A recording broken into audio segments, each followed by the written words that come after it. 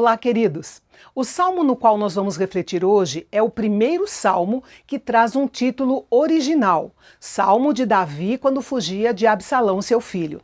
Esses títulos que estão no texto canônico da Bíblia hebraica devem ser levados com absoluta seriedade. Este salmo foi escrito quando o rei Davi estava fugindo do seu filho Absalão. O episódio completo está registrado em 2 Samuel, do capítulo 15 ao capítulo 18, mas o sentimento do coração de Davi naquele momento difícil está registrado nesse salmo. Absalão liderou uma rebelião bem-sucedida contra seu pai, Davi, e tomou seu trono. E por que Deus permitiu essa rebelião tão infame e perigosa? Porque isso fazia parte da disciplina de Davi por seus pecados de adultério e homicídio. Deus perdoou Davi, mas, em sua soberania, permitiu que Davi colhesse as consequências amargas desses pecados.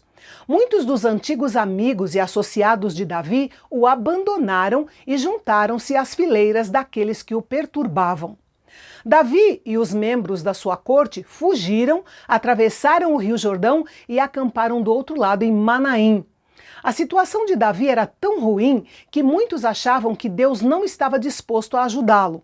Simei, por exemplo, disse que Deus estava contra Davi e que ele estava apenas recebendo aquilo que merecia. Este pensamento foi o mais doloroso de todos para Davi, o pensamento de que Deus poderia estar contra ele e que não havia ajuda para ele em Deus. Nos versículos 2, 4 e 8, nós lemos a palavra Selá no final do versículo. Ela ocorre 71 vezes nos Salmos e 3 vezes no livro de Abacuque. Os tradutores dos tempos antigos ficavam perplexos diante dessa palavra sobre o seu significado e a sua função nos vários salmos onde ela aparece.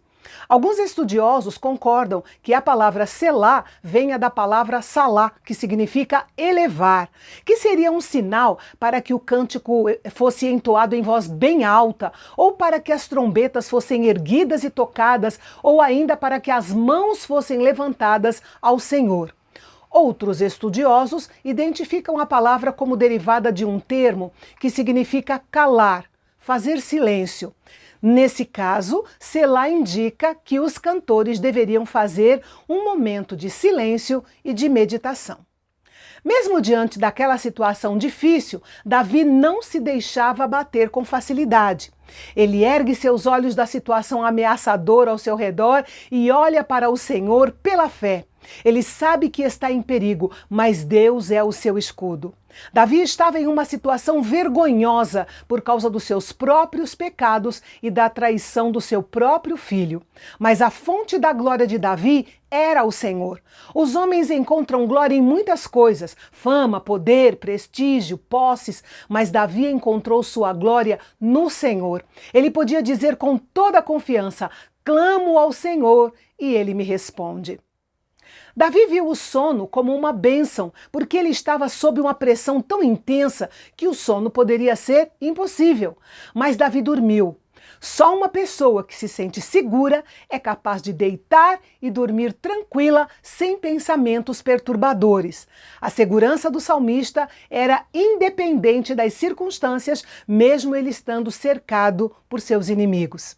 Ao acordar, a primeira coisa que lhe vinha à mente era o Senhor e a maneira como ele havia protegido a ele e aos seus servos durante a noite. Para ele, este era um sinal de que o Senhor estava com eles e de que os acompanharia até o final daquela crise. É incrível como Deus nos sustenta durante o sono, mas nós raramente damos valor a isso, não é mesmo? Pare e pensa, você está dormindo totalmente inconsciente, mas você respira, seu coração bate, seus órgãos funcionam. O mesmo Deus que nos sustenta durante o sono é o que nos sustenta quando acordamos e também nas nossas batalhas diárias.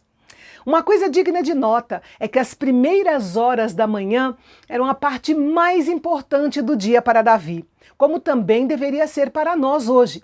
Era pela manhã que ele se encontrava com o Senhor e que o adorava. Esse era o seu horário de orar, de cantar e de se alegrar com a misericórdia de Deus. No versículo 7, Davi clama: levanta-te, Senhor. Essa era uma frase militar que Davi usou para clamar a Deus para defendê-lo e conduzi-lo à vitória sobre os seus inimigos. Quando a nuvem de glória que conduzia o povo de Israel pelo deserto começava a se mover e o povo levantava acampamento para partir, Moisés costumava dizer, ou talvez cantar: "Levanta-te, Senhor, sejam espalhados os teus inimigos e fujam diante de ti os que te odeiam." No versículo 8, Davi entendeu que a salvação, tanto no sentido último quanto imediato, vem do Senhor. Não é propriedade de nenhuma nação ou seita, mas do Senhor Deus. Essa é uma verdade teológica atemporal. Só se pode confiar no Senhor Deus para salvar o seu povo. E ele termina o salmo dizendo: "A tua bênção esteja sobre o teu povo." Isso mostrou o coração de Davi em um momento de calamidade pessoal. Ele não estava preocupado apenas com a mão de Deus sobre si mesmo, mas sobre todo o povo de Deus. Ele não orou pela preservação e vitória apenas para o seu próprio bem. Ele orou confiante, porque sabia que era o melhor para toda a nação de Israel. E no nosso próximo encontro, nós vamos ver o maravilhoso talento de Davi, a capacidade que ele tinha de transformar sua aflição em cânticos de glória para Deus. É amanhã, aqui no canal Bendito, onde a teologia é para todos.